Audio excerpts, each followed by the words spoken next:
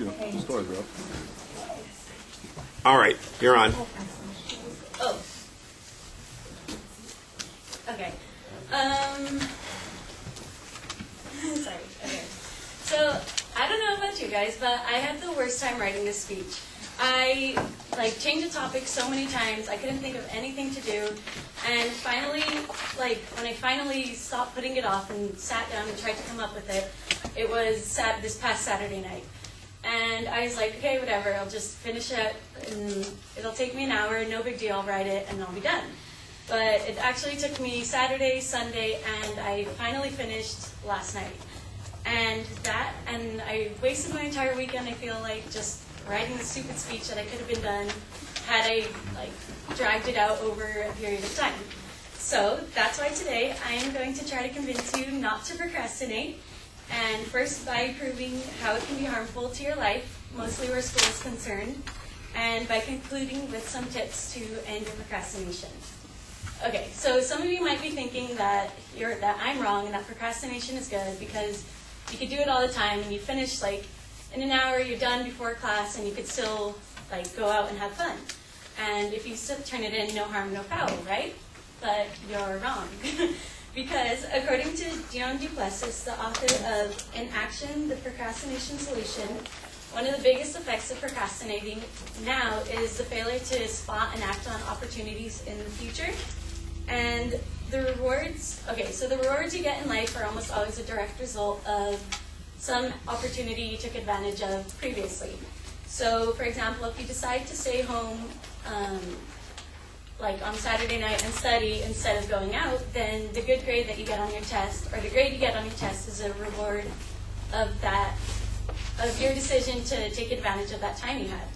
But if you decide to come home and to still go out, and then that you could push your study until Sunday night and do it then if you get a worse grade on that, then that's also a consequence of your decision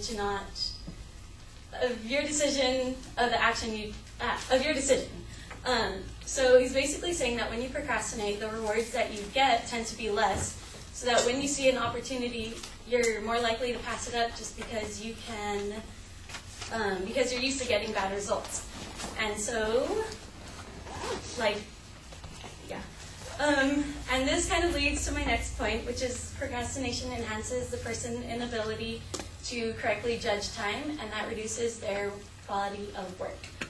In a study by Marcus K. Brennermeyer, he found this to be true because when faced with an unpleasant task, most people, or the average person, will underestimate how long it takes to complete that task.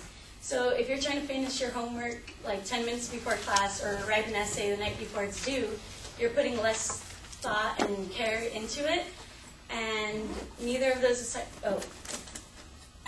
and if they were worked on over the weekend or over the 4 weeks that you had prior to doing it, then you put more time into it and you'll be able to catch the mistakes that you make.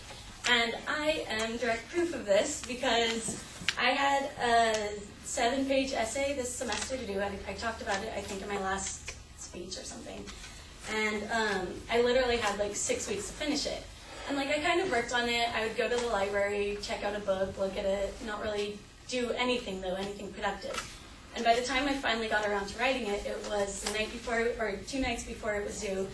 And I had to I woke up early that morning, had to finish it out that morning, and I literally printed it out 5 minutes before class.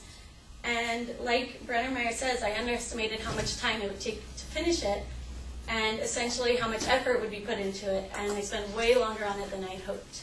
And a research on procrastination by Diane Tice and Roy Baumeister followed a class of 110 students throughout a semester, and it concluded that the late starter performs worse than when unforeseen delays occur because they don't have enough time to work through those delays that their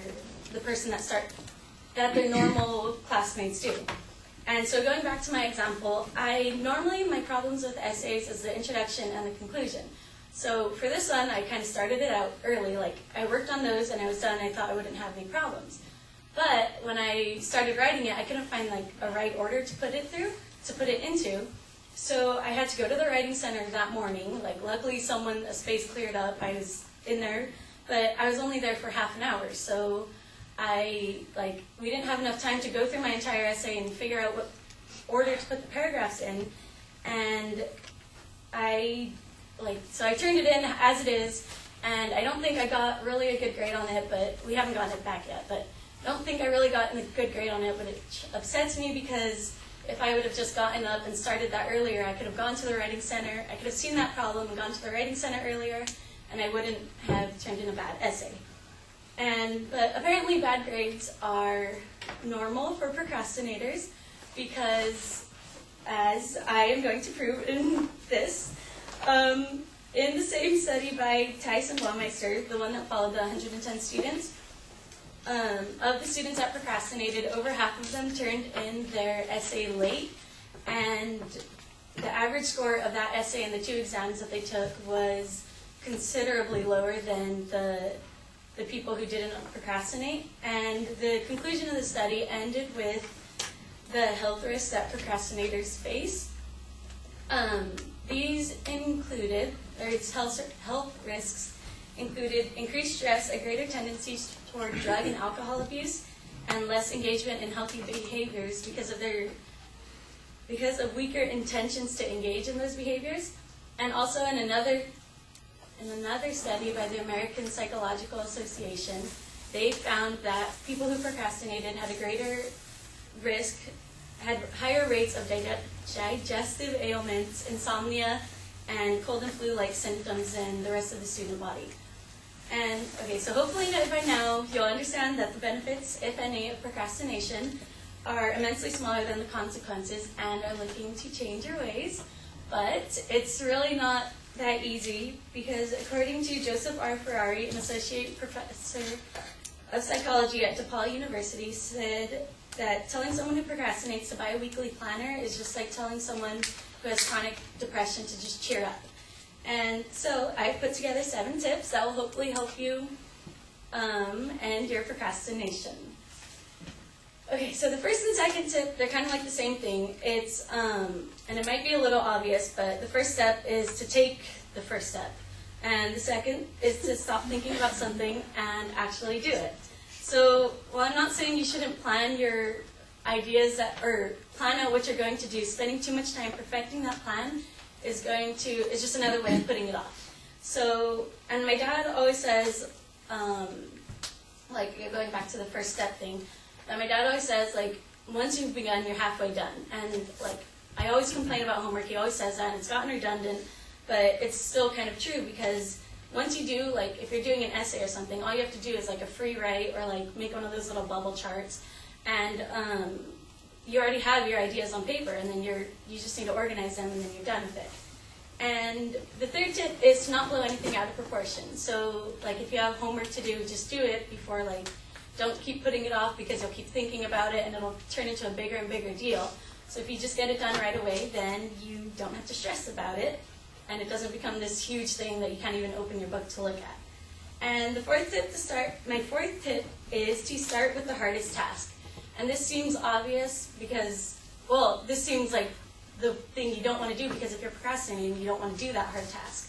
But instead of putting it off by doing other things like cleaning your room or, wiping it on your windows, if you start with the hardest task and finish it, then you'll feel more confident about yourself and it'll make the smaller things that you have to do easier. And this pertains not only to academics, but it could be in your everyday life. And then if you can't decide of the things that you need to do, which one is most important to start with, just remember my last tip, which is to just choose one. Theodore Roosevelt said that in a moment of decision, the best thing you can do is the right thing to do, the next best thing is the wrong thing, and the worst thing you can do is nothing. And this might be a little confusing, I don't know, but it's basically just saying that don't let your indecision get the best of you. Even if you choose something and it turns out being bad for you, then at least you already took the first step and you're started and you know not to go down that path and you could do something else. And this is also kind of a 2-for-1 deal because journalist Heinrich Eidberg said that when you decide to take action, not only are you taking your first step and doing something, but you're also sending signals. It's sending signals to your brain that you're a competent person,